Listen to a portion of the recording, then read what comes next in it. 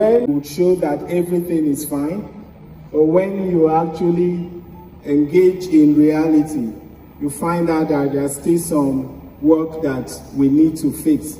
So I also want to apologize. The next time you're here, I assure you, you're going to be wearing a sweatshirt. Imagine the Enugu State you want to wake up into 4 years from now. Just stretch it. Would I say that I was somewhat disappointed that the discussion we had after I had challenged the young ones to stretch their imagination and tell me the Enugu State they wanted to wake up into. The talk was a lot more on mundanity, which was a big sign.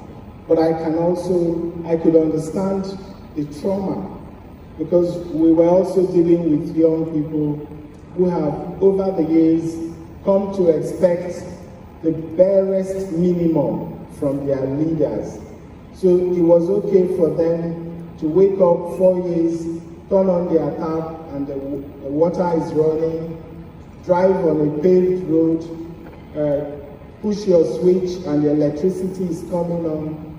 So those were the mundane things that our young people felt was important, because of course they didn't quite have it. So at the minimum they needed those things. But I was thinking a lot beyond those mundanities. I was thinking about if we were going to grow an economy at the rate we have proposed, it means that we needed to do things differently. And we needed to invoke technology to help us to be able to actualize that. Otherwise, how else? So tomorrow is here speaks to the immediacy of our actions. It means that we do not have room to procrastinate. We have to get done today what needs to be done. We cannot push for tomorrow what we could accomplish today.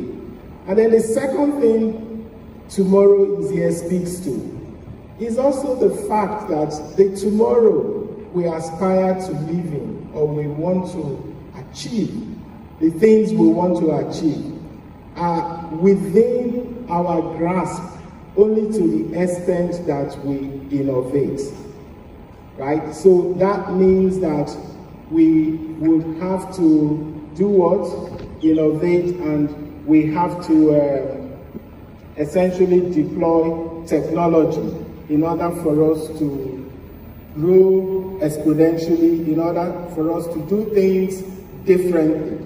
And so, which is why this Enugu Tech Festival, it's quite apt. You couldn't have found a better city to host this festival. So I want to commend the organizer, the Honorable Commissioner for Science, Technology and Innovation, Enugu State, for the spirit and the insight that birthed this brilliant initiative. And as you have already heard from him, it is hoped that this is just the maiden edition, and that this is a program, a conference that is going to be held annually. The truth is that technology is at the epicenter of what we do, and there is just no way we can grow or become anything relevant without it. And it's also responsible for why we give ourselves that enormous goal, the humongous goals that we have committed to the people of Enugu State.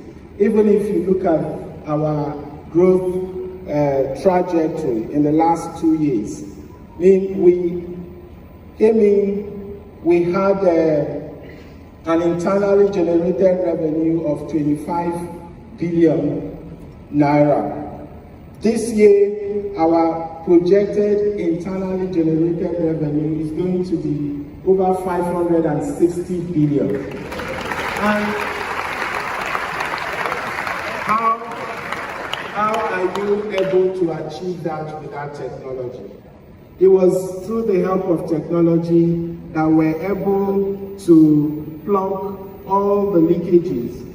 We ensure that we capture all our revenues accurately and that payments are made through an e-platform.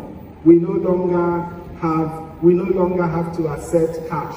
And so just locking those leakages meant that we saw a huge, very quickly.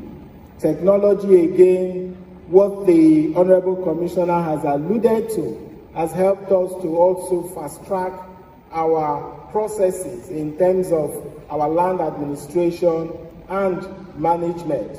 You're now able to apply and obtain your title document within 72 hours. These are all powers of technology have gone on in the world. You see that we're no longer at an era where your great ideas create platforms where they begin to essentially benefit from the upside of that platform. And the examples are replete. I mean, we have the case of the ones that we're familiar with. We have the Uber that came and did what? Disrupted the city taxis without owning a key. But today, they provide by far the largest traffic in terms of movement, just by creating a platform. So if you look at all the main city taxis or or car rental companies, their valuation is not even a fraction of Uber. You can also extend that to Airbnb.